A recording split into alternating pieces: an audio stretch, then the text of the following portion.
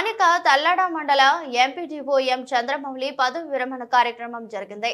కార్యక్రమంలో గతంలో ఆయన చేసినటువంటి మంచి పనులను గురించి మండలంలో పంచాయతీ సెక్రటరీలు అందరూ కొనియాడారు. తదనంతరం ఆయన మాట్లాడుతూ అధికారులు అందరూ కసితో ధైర్యంగా పనిచేసి మనం పనిచేసే ప్రాంతంలో గొప్ప పేరును సంపాదించుకోవాలని మిగిలిన అధికారుల్లో చైతన్యాన్ని నింపారు. తదనంతరం తల్లాడ మేజర్ గ్రామ పంచాయతీ కార్యాలయంలో ఎంపీడీఓ చంద్రమౌళి ఆయన సతీమణి ఝాన్సీరాణి పలువురు అధికారులు సాలువలు కప్పి బొకేలతో గొప్పగా సన్మానించి వీడ్కోలు తెలిపారు.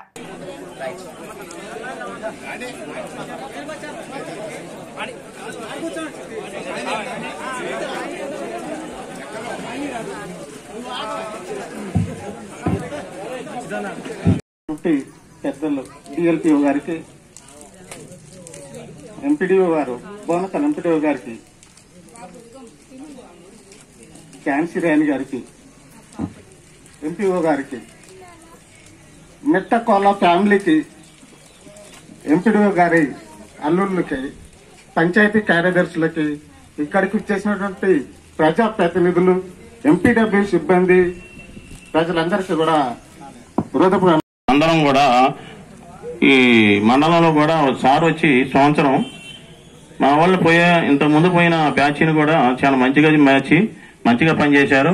మండలాన్ని విజయవంతం చేసి అన్ని రకాలుగా రిపోర్టుల్లో కూడా ముందుంది అని తెలియజేశారు. మేము వచ్చిన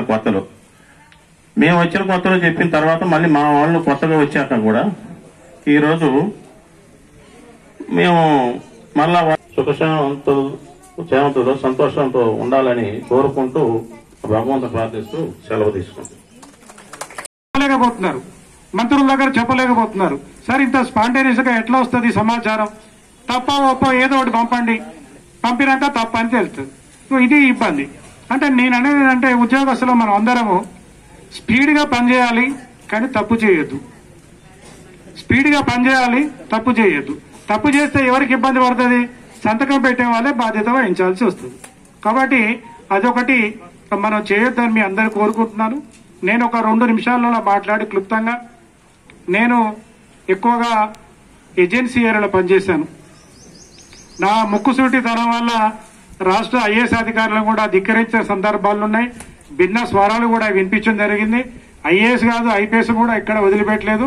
వాళ్ళను కోర్టు మెట్లెక్కించినా ఎన్ని రకాల ఇబ్బంది పెట్టాలో అన్ని రకాల ఇబ్బందులు పెట్టినాం.